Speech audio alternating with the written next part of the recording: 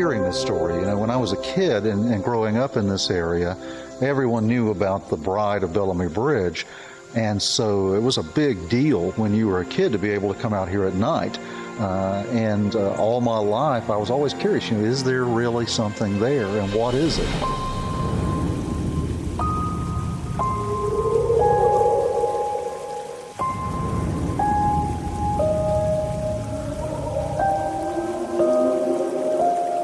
You could tell something just was unique about that area. The main story we heard was that there was Elizabeth Bellamy, who was a young woman, and she, on her wedding night, either danced too close to a fire, or she came in contact with a candle or something like that. Her dress caught on fire. She died from the fire, and her spirit is still out here searching for her husband. That was the common story we heard when I was a kid. The first time I heard that, I guess, was when actually even before I moved here, was more than 25 years ago. I heard about a bride that her dress caught on fire and she jumped off the bridge. And so, of course, you had to go look for that. You had to go find this Bellamy Bridge. This particular structure is the oldest such in Florida. It was completed and the first vehicles crossed it on December 1st, 1914. And the bridge is 100 years old. I've lived here quite a while, and there's the story of the Bellamy Bridge and Elizabeth and the Bellamy Bridge has been told for years. And after I started the paranormal team, Emerald Coast Paranormal Concepts, about 4 years ago, this is one of the places we wanted to come, just to see what's what. Really, maybe 15 years ago, I was actually researching a different topic, and I saw in an 1830s newspaper a mention of Samuel Bellamy. And it occurred to me, these were such prominent people, there should be a way to document this story and find out, you know, what is real about it and what is not. I'm not going to hurt you. It's okay to be over here, Mikey. I'm definitely not here to harm you.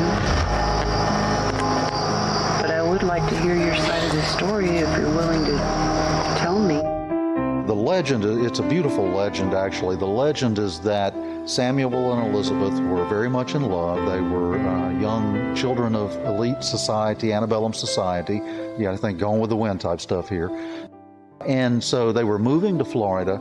According to the legend, Samuel built this magnificent mansion for Elizabeth, and they were married in the rose garden of the mansion. And Elizabeth made a mistake, or created a taboo of that time. She added something to their wedding vows. And what she added was, at the very end of the wedding ceremony, she said, "I will love you forever and always, and never will I leave you," which, as I tell people, is either very romantic or very creepy, depending upon your point of view about such things. That brought a curse down upon Elizabeth, because in the 19th century, you were not allowed to alter the church's prescribed wedding vows. Well, that night they had a reception. They danced at their reception in the mansion. Elizabeth went upstairs to rest and fell asleep in a comfortable chair. She woke up completely engulfed in fire. Apparently her arm had knocked a candelabra over onto her wedding dress. She rushed down the stairs screaming, right through her own wedding reception, completely engulfed in flames. As she rushed out into the yard, the men chased her down, rolled her on the ground to put out the flames, but she was severely burned. She lingered for 3 days, and then she died. Apparently her last words were to her new husband, "I will love you forever and always, and never will I leave you." According to the legend, not long after that, Elizabeth began to appear out here in the swamps around Bellamy Bridge and has been seen out here ever since. Every time you go out there, you get that, I guess we'll call it that eerie feeling. You know, it's not always scary, but there's just something a little bit different. Sometimes I'll go out there and it's very serene and very peaceful, and other times you think, who's behind my shoulder?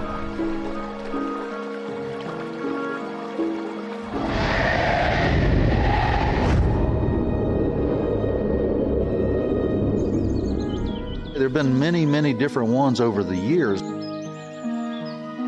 The oldest recorded one is in the 1890s, and the editor of the newspaper in Marianna wrote in a brief item, "The Bride of Bellamy Bridge has been seen of late," which tells me that by the 1890s this story was so well known that people knew. All he had to do was say, you know, this lady of Bellamy Bridge, and people knew that he was talking about the ghost of Bellamy Bridge. Well, the first time I went there and I just saw this old bridge, and you got a very unique, maybe not a creepy feeling, but just a little different, maybe a little eeriness to it.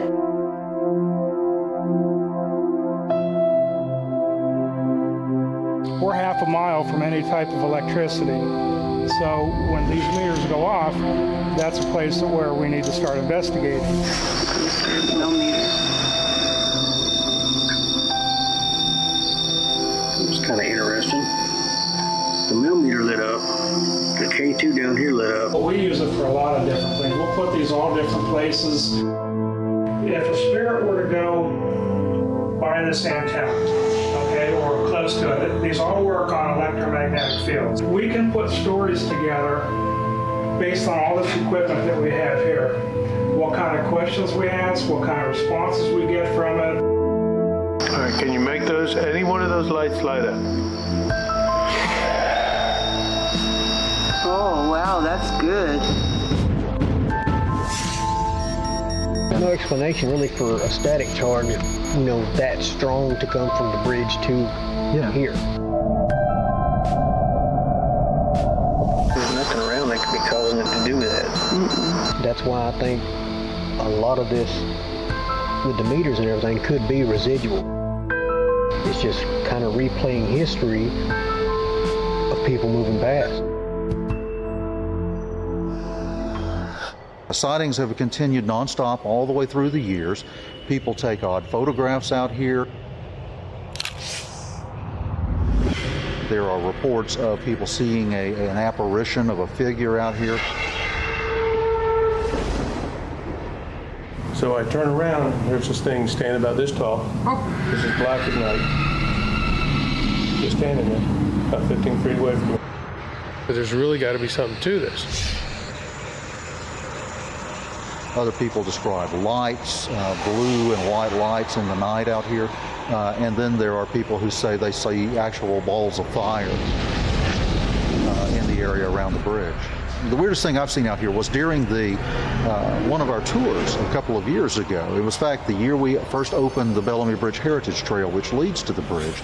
I was standing with my back to the bridge addressing the group, and I'm telling this ghost story. And suddenly everyone in the group goes, oh, like that, and begins snapping pictures like crazy. And I think maybe I should look and see what's behind me, you know? And so I turn around and I look at the bridge, and when I turn around, there is it was a foggy night. There is almost like a blue mist that is moving in the fog directly over the center of the bridge. It's luminescent, you could see it. It lasted maybe 10 or 15 seconds, and then it faded away. From what we can tell, what we may believe is some type of residual energy. Well, there was a real murder that took place here in the early 1900s. Three moonshiners were arguing over some of their product that had disappeared. And two of them were cousins, another one was a friend.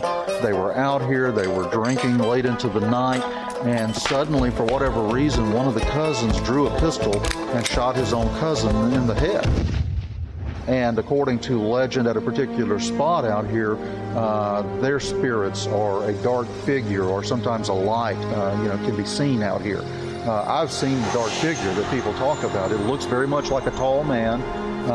It is, in fact, you think it's a man approaching until you really focus on it. Then you realize you're seeing a shadow, and then the shadow will dissipate. I have heard a number of people talk about figures.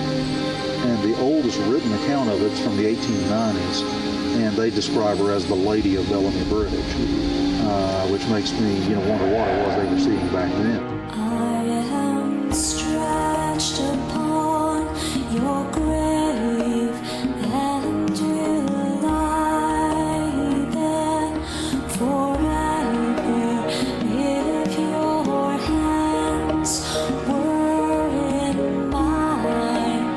I'd be sure they'd not sever. The truth is different, of course, than the story, as is often the case of this. There really was an Elizabeth and Samuel Bellamy.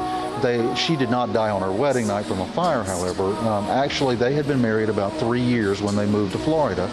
Elizabeth died from malaria, and then 1 week later to the day, her 18-month-old baby died from malaria. Samuel, her husband, later committed suicide. She was waiting for him, but then when he committed suicide, he was not allowed to be buried alongside of her. And what happened then was that the local people began to say, she's rising from the grave every night looking for her husband. And so there are reports and there are documented cases of something being seen out here in the 19th century, long before the story of the burning bride ever became part of popular local culture. And when they find out more about it, they're like, this is really cool. And even when we go back in history even longer than the Seminole Wars and know that Marcus Delgado crossed that area in 1686. So Jackson County has a Spanish heritage trail, and that's part of it. My home's where my heart is, and my heart's moving ground. I don't know if it's an Indian, Spanish, Civil War guy. Now I hope that where I'm going, I just know that I believe that there's a residual energy up here, and it just walks back and forth, like the bridge. That was the only way in and out of this area way back then. The other event is also during the early 1900s, at about the time that the present bridge was built in 1914. A man became involved in a domestic dispute with his wife. A man, he got in a bitter fight with his wife. He took his 2-year-old daughter, put her in a wagon, a mule-drawn wagon. Crossed the bridge, stopped right after the bridge. Where we are now, he then took an axe and decapitated his own daughter, and then used the blade of the axe to kill himself. He cut his own throat. So not only was there a murder, but it was a murder-suicide that happened right there at the base of the bridge. And the bodies were found the next day out here by Bellamy Bridge. Their figures and their voices, and even the sound of the mule and the wagon crossing the bridge can still be heard out here. We were out here investigating down at the bridge, and we kept hearing a sound, and so everybody quieted down. We kept listening. It literally sounded like horses' hooves coming across a wooden bridge. So we thought, well, that's really crazy. So the next time we came down here, we heard the same thing, like horses' hooves and a carriage coming across the bridge. 2 o'clock in the morning out here, I don't think so. We're curious. I mean, they get weird electrical pulses out here. They get things like that. I'd like to know what those things are. Me, I'm not so interested in what happens after death, because I don't want to know.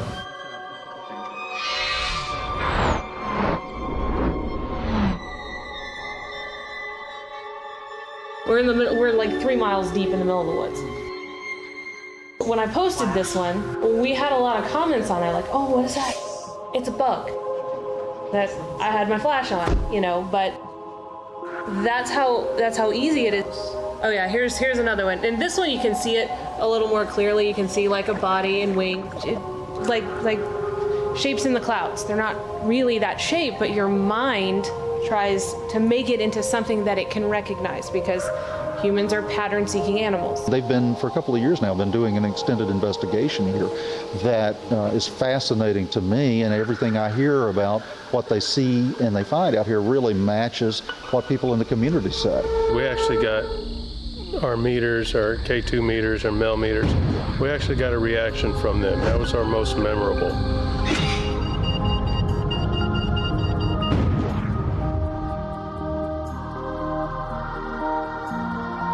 I think people have always been fascinated with the story because it's something that growing up here we all heard in our childhoods. And so whether we believe in such or don't believe in such or whatever, you can pretty much say Bellamy Bridge and anyone in Jackson County will know what you're talking about. And there's a fascination with it. When we do tours, we have hundreds and hundreds of people who come. Some of them are people who grew up here but now live, far away in other parts of the country, who will come back for these tours just because it's so nostalgic to them, and there's this chance to kind of step back into their childhoods. I've heard so many stories of the Bellamy Bridge area from a grown man saying my grandfather used to take me here 50 years ago when we'd go fishing, then we'd cook our fish off the banks right here, to stories of kids out there, up to mischievous behavior, to people paddling down the river underneath it, to stories of you wouldn't believe what happened here. I think that we all leave a part of us behind when we move on. And I think that if there is a ghost here at Bellamy Bridge, my opinion is that it's a residual haunting, that it is the earthly essence that Elizabeth Bellamy's spirit left behind when she moved on. I think we all leave a little, whether it's our electrical impulses or our earthly essence, we all leave a little bit of us behind.